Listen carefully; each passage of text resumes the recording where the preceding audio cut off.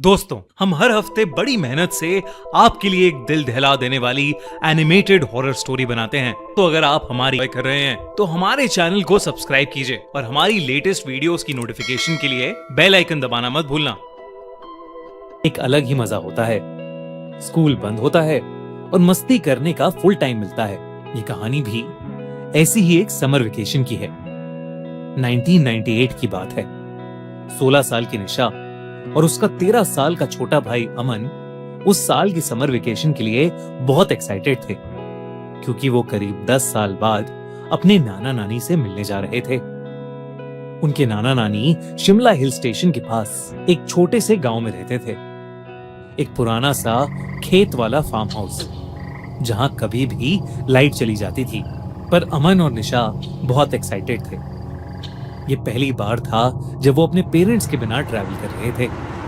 एक लंबा सफर तय करके उनकी ट्रेन शिमला में रुकी। स्टेशन पर सिर्फ वो दोनों ही उतरे। उतरते ही उन्होंने अपने नाना नानी को देखा और बैग्स उठाकर उनकी तरफ दौड़ पड़े। नाना नानी बिल्कुल वैसे ही लग रहे थे जैसे उनकी यादों में थे, बस अब थोड़े कमजोर हो गए थे। उस समय तेज धूप पड़ रही थी और काफी गर्मी थी, लेकिन उसके बावजूद उनके नाना नानी ने शॉल ओढ़े हुए थे। उनकी आंखों में एक अजीब सा खालीपन था। चेहरे पर मुस्कुराहट तो थी, लेकिन बहुत ही नकली सी। लेकिन अमन और निशा का ध्यान इन चीजों पर गया ही नहीं। वो तो अपने नाना नानी से मिलकर बहुत खुश थे।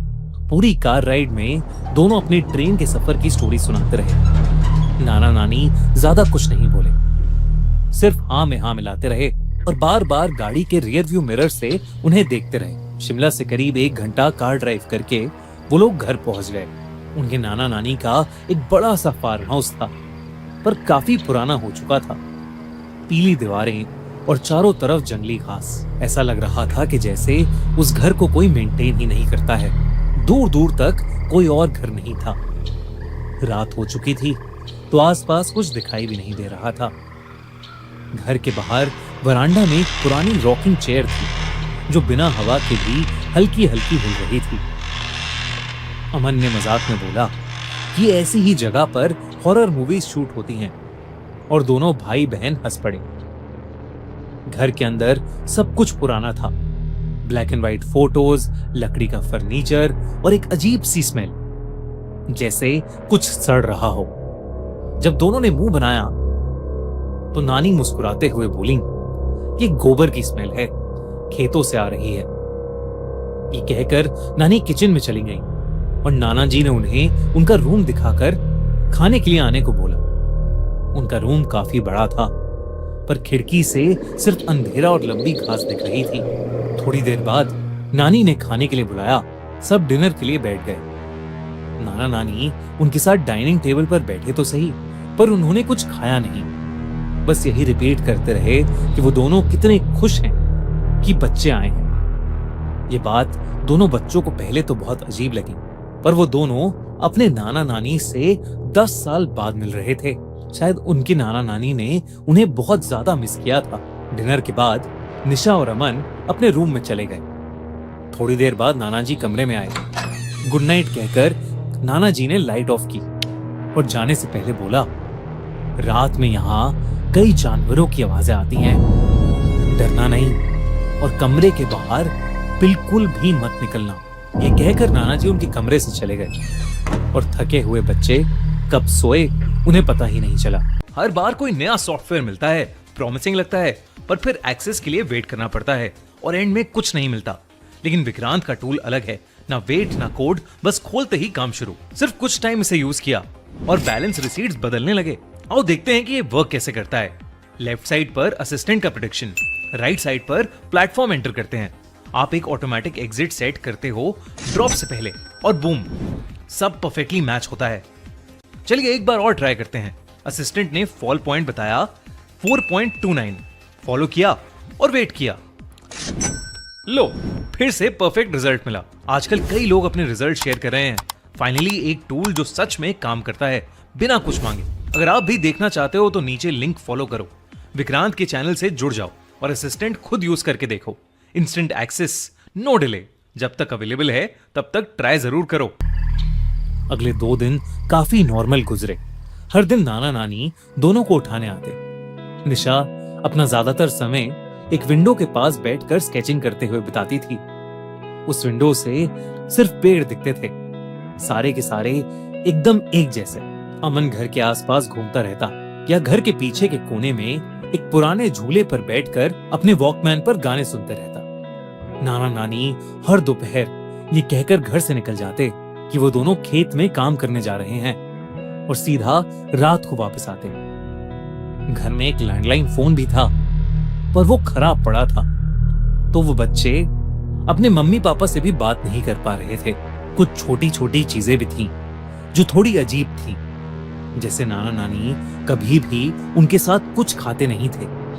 हर बार कोई ना कोई बहाना करके दोनों डाइनिंग टेबल पर बस बैठे रहते। एक बार अमन ने देखा कि किचन में फ्रिज खुला हुआ था और अंदर सिर्फ एक पतीला था जिसमें कोई लाल गाढ़ा सा लिक्विड था। जब उसने पूछा तो नानी ने सिर्फ इतना कहा कि वो एक पुरानी फैमिली रेसिपी है और वो जोर जोर से हंसने लगी।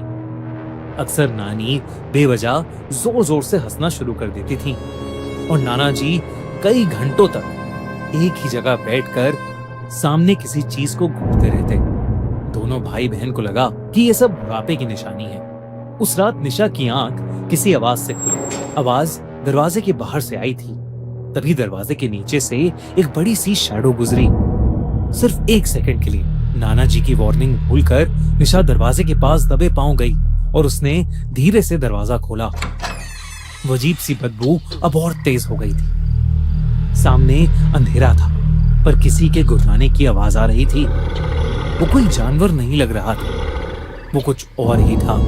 इससे पहले कि निशा उसके पास जाकर कुछ समझ पाती, अचानक से किसी ने उसके कंधे पर हाथ रखा और उसकी चीख निकल गई। उसके पीछे उसकी नानी थी।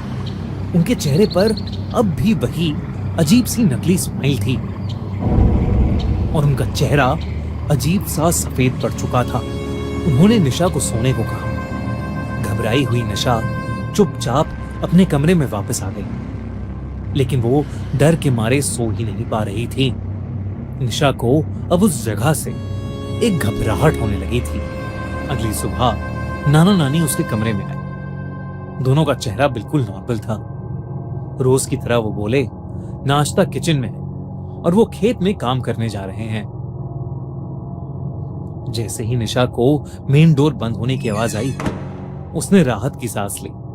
उस दोपहर अमन बाहर झूले पर बैठकर अपना हॉलिडे होमवर्क कर रहा था जब उसे घर के अंदर से कुछ बच्चों के खेलने की आवाज आई। उसने पीछे वाली खिड़की से झांका तो उसे एक परछाई दिखी, मानो किसी छोटे से लड़के की हो। अमन को लगा कि शायद घर पर मेहमान आए हैं, पर जब वो घर के अंदर गया तो वहां निशा के अलावा कोई नहीं था।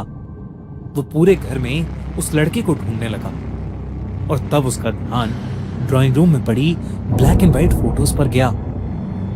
बीच में उनके नाना नानी की एक बड़ी सी फोटो थी और उनकी आंखों से खून बह रहा था। ये देखकर अमन डर गया। उसने फौरन निशा को बुलाकर वो फोटोज दिखाई, लेकिन तब वो फोटोज एकदम नॉर्मल थी। निशा ने भी अमन को अपने साथ हुआ कल रात का किस्सा बताया। दोनों बच्चों के हाथ पैर ठंडे पड़ चुके थे। आखिर चल क्या रहा था उस घर में? घर में टोटल 3 कमरे थे। उनके नाना नानी का रूम फर्स्ट फ्लोर पर था और वो हमेशा ही बंद रहता था। ऐसा लग रहा था कि जैसे वो गंदी सी बदबू उन्हीं के कमरे से आ रही है। उन दोनों ने किसी तरह चाबियों के गुच्छे से चाबी ढूंढकर वो कमरा खोला। दरवाजा खोलते ही उन्हें एक बहुत ही गंदी स्मेल आई।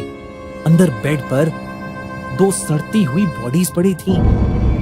दोनों अपना मुंह ढककर थोड़ा और पास गए तो निशा ने देखा कि एक बॉडी के गले में वही लॉकेट था जो नानी पहना करती थी।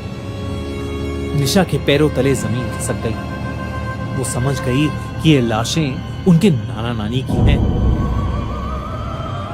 पर अगर ये लाशें उनके नाना नानी की हैं, तो वो कौन है जिनके साथ वो रह रहे हैं? दोस्तों ये था इस कहानी का पार्ट 1। इसका पार्ट 2 देखने के लिए सब